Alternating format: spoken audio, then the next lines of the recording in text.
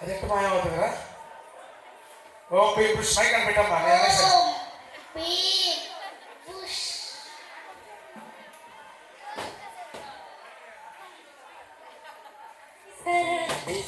పిల్ల నీ ముక్కు మీద కోపుకుంటా చక్రాల పిల్ల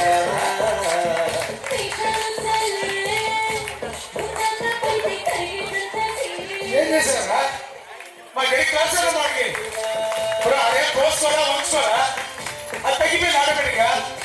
సూపర్ గడి క్లాస్ వారికి మ్యాజిక్ మా రమేష్ సార్ ముందు అనుకోండి మీరు సైకిల్ చెక్ చేయకూడదు అంతేనా.